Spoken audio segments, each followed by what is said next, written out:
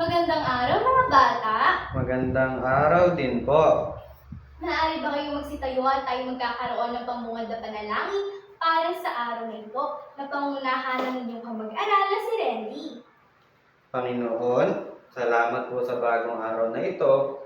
Tulungan niyo po kami na maging mabuti, masunurin, at masipag sa aming pag-aaral. Gabayan niyo po kami sa lahat ng aming gagawin. Amen.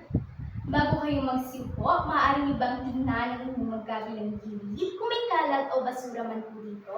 At kung meron man, maaari niyo bang pakipulot at pakilagay sa inyong mga bag? Tapos na po ba? Tapos na po, ma'am. Maaari na po kayong magsiupo. Bago tayo magsimula sa ating panibagong talakayan ngayong araw, mga bata, may kamag-aral ba kayong lumiban sa klase natin ngayong araw? Wala po kaming kamag-aral na lumiban sa klase, ma'am. Magaling! Dahil kayong lahat ay naririto, tiyak akong magiging masaya ang talakayan natin ngayong araw. Pero bago yon, kailangan niyo munang malaman yung ituntunin natin sa loob ng silid-aralan. Una, makinig na mabuti sa guro. Pangalawa, bawal magingay habang nasa klase. Pangatlo, magtaas ng kamay kung nais sumagot. Dahil naririnig na ang ating alituntunin, tayo ay magbabalik-aral. Mga bata, natatandaan niyo pa ba ang ating binasang kwento kahapon? Opo, ma'am. Kung gano'n ay magtatanong na si teacher tungkol dito.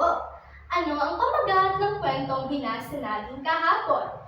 Ang pamagat po ng kwentong binasa natin kahapon ay Biyak ni Lamang. Magaling! Ang pamagat ng kwentong binasa natin kahapon ay ang epiko ni Biyag ni Lamang. Ano naman ang kakaibang katangian ni Lamang?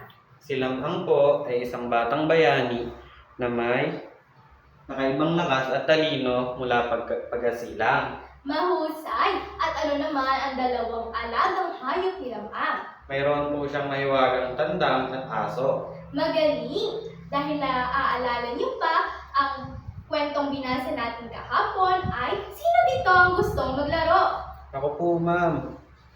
Ngunit bago yon, may mga layunin tayong kailangan malaman bago tayo maglaro. Una, na ipapakita ang pagpapahalaga sa kabutihan at pagmamahal. Pangalawa, natutukoy ang tamang pagkakasunod-sunod ng mga pangyayari sa kwento. Pangatlo, nakakalahok ng masigla sa talakayan sa klase. Ngayon, sino dito ang gustong maglaro? Ako po, ma'am. Ang gagawin nyo lamang ay bubuhin nyo ang isda at ang ibon na ito. Kailangan ko lang na isang magrepresenta para sa inyong klase.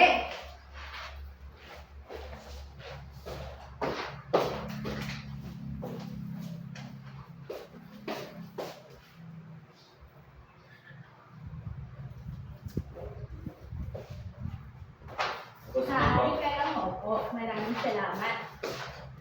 Alam niyo ba na ang isda at ibon na ito ay may malaking parte sa ating talakayan ngayong araw? Mga bata, gusto niyo ba makarinig ng kwento? Opo, ma'am. Ang pamagat ng kwentong babasahin natin ngayong araw ay pinamagatang Bida Sari. Ano nga po ulit ang pamagat ng kwentong babasahin natin? Bidasari po. Unang panahon sa kaharian ng bayan ay naliligalig ang mga tao nang dahil sa isang ibong nagngangalang Garoda. Ano nga po ulit ang pangalan ng ibon? Garuda po. Ang ibong Garoda ay labis mapaminsala. Kaya tuwing parating ito, tumatakbo ang mga tao patungo sa kanilang mga yungib. Ang yungib ay isang kuweba. Ano nga po ulit ang yungib? Kuweba po, ma'am. Isang araw nang dahil sa kaguluhan ay nagkaiwalay ang sultan at sultana ng kaharian. Nagdadalang tao ang sultana ng panahong iyon. Nang dahil sa takot, siya ay napanak at iniwan niya ang sanggol sa gilid ng ilog. Di nagtagal, may isang manganakal na nakapulot sa sanggol. Ang pangalan ng manganakal ay Biyuhar. Ano nga po ulit ang pangalan ng manganakal? Biyuhara po, ma'am. Itinuri ni Biyuhar na parang tunay na anak ang sanggol at pinangalanan itong Bidasari. Ano nga po ulit ang pangalan ng sanggol? Bidasari po. Si Bidasari ay lumaking maganda at masaya sa piling na kinikilala niyang magulang. Sa kabilang dako sa kaharian ng Indrapura, ano nga po ulit ang pangalan ng kaharian? Kahariang Indrapura po, ma'am. Sa kaharian ng Indrapura ay may isang sultan at sultana, si Sultanang Lilasari at si Sultan Mogindra. Ano nga po ulit ang pangalan ng sultan at sultana? Sultana Lilasari po at Sultanang Mundringa. Si Sultanang Lilasari ay labis ng panaguhin. Palagi niyang tinatanong ng sultan kung mahal pa ba siya nito. Isang araw, tinanong niya ang sultan, "Kung may makita ka bang higit na mas maganda sa akin, ako pa ba ay mamahalin pa rin?" Tumugon ang sultan, "Kung mahigit bang mas maganda sa iyo, ngunit wala nang may mas gaganda pa sa iyo." Nang dahil sa takot ni Lilasari na tuluyan siyang iwan ni sultan, ay karang-kara niyang inutusan ang kanyang matapat na kabig. Sino nga po ulit ang inutusan ni Lilasari? Ang kanyang matapat na kabig po. Inutusan niya ang kanyang matapat na kabig na umikot sa buong kaharian at tingnan kung may babae bang mas may gaganda pa sa kanya. At nakita nga na yun si Bidasari. Sino nga po ang nakita ng matapat na kabig? Si Bidasari po, ma'am. Inanyayahan ni Bidasari si Bidasari sa palasyo upang gawing dama. Ngunit pagdating sa palasyo ay pinahirapan at kinulong niya si Bidasari.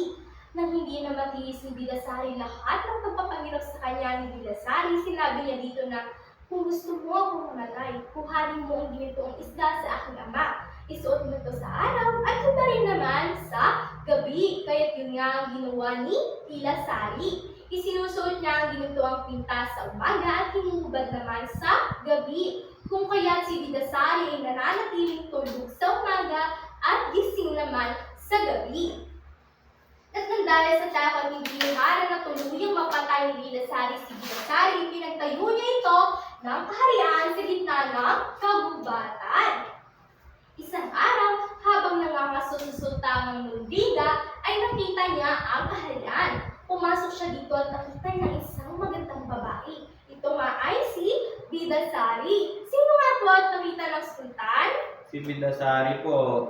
Mahusay, nakita ng sultan si Bidasari. Inabangan niya itong magising, ngunit bigo siya bumalik sa palasyo. Kinabukasan ay bumalik siya kay Bidasari, tinantay nito hanggang gabi. At nung gumabi na ay nagising na si Bidasari.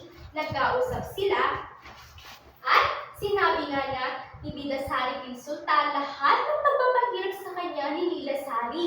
At nang dahil sa takot ng sultan at nang dahil sa galit ng sultan, ay iniwan niya si Lilasari sa kaharian habang buhay at sumama kay Bidasari. Ngunit hindi pa daw nagtatapos ang ating kwento ngayong araw. Sa kabilang banda, sa kaharian ng Kembayat ay nagkaayos o umayos na ulit ang kaharian nila. Nagkita na muli ang sultan at sultana ng kaharian. At nagkaroon pa sila ng isang supling na si Sinapati. Sino nga po ulit ang isa pang supling? Si Sinapati po. Si Sinapati ay kamukhang-kamukha ni Bidasari. Isang araw, habang naglalakbay sa panganak ni Diyuhara, ay nakita niya si Sinapati. Hinaibigan niya ito at sinabi niya kay Sinapati na may kamukhang-kamukha si Sinapati sa kaharian ng Indrapura. Kaya kara-kara umuwi si Sinapati sa kaharian at nagtanong sa kanyang mga magulang kung mayroon pa ba siyang isang kapatid. At sinabi nga ng mga ito na mayroon siyang nawawalang kapatid na nawala ng dahil sa kaguluhan sa Indrapura. Nawala ng dahil sa Kembayat. At kara-kara silang pumunta sa Indrapura upang tingnan si Bidasari at kapwa sila nagidaslas sa isa't isa dahil sila ay magkamukha. Sa huli ay nakapiling na muli ni Bidasari ang kanyang mga tunay na magulang. Alam niyo ba ang kwentong binasa natin ngayong araw ay isang halimbawa ng epiko. Mga bata, maaari niyo bang basahin ang kahulugan o ibig sabihin ng epiko?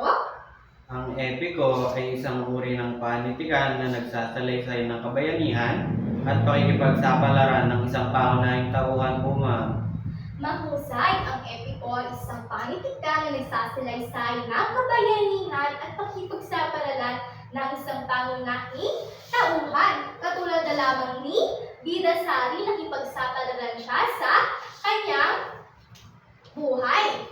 At alam niyo ba na marami tayong aral na napulot sa kwento ni Bida Sari? Katulad na lamang na huwag kang maiinggit sa inyong kapwa dahil ang inggit ay magdadala lamang sa inyo sa kapahamakan. Mga bata, may mga tanong pa po ba kayo tungkol sa kwentong binasa natin ngayong araw? Wala na po, ma'am. Kung gano'n ay si Binibini ang magtatanong, handa na ba kayo? Opo. Ano ang kapag-aral ng kwentong binasa natin ngayong araw? Bida Sari po. Magaling! Ano naman ang dalawang uri ng o halimbawa ng epiko? Biyag ni Lamang po at Bida Sari. Mahusay! Sino naman ang mga malakal na nakapulot sa sanggol? Si Diohara po, ma'am. Magaling! Dahil natiyak ko na kayo ay maraming natutunan para sa alam natin ngayong araw, ay magkakaroon tayo ng isang tangkatang gawain. Ang gagawin nyo lamang ay susulatan nyo ng bilang isa kung ito ang unang pangyayari, bilang dalawa kung pangalawang pangyayari, at bilang tatlo kung pangatlong pangyayari. Ang unang matapos ay may premyo kay teacher.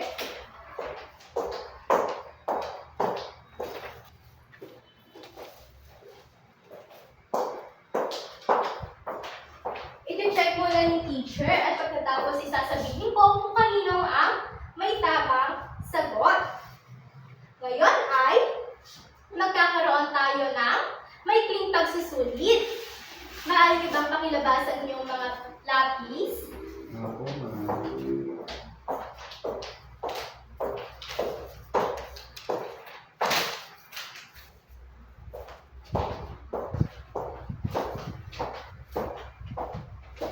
Dahil natapos na kayo sa inyong pagsusulit, maaari niyo bang pakilabas ang inyong mga kwaderno dahil kayo ay magkakaroon ng isang takdang aralin.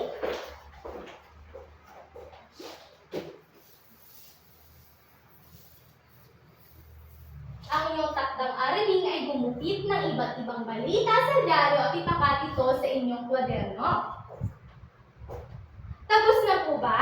Tapos na po. Kung gano'n ay maaari po ba kayong tumayo? Paalam mga bata! Paalam at maraming salamat po, ma'am.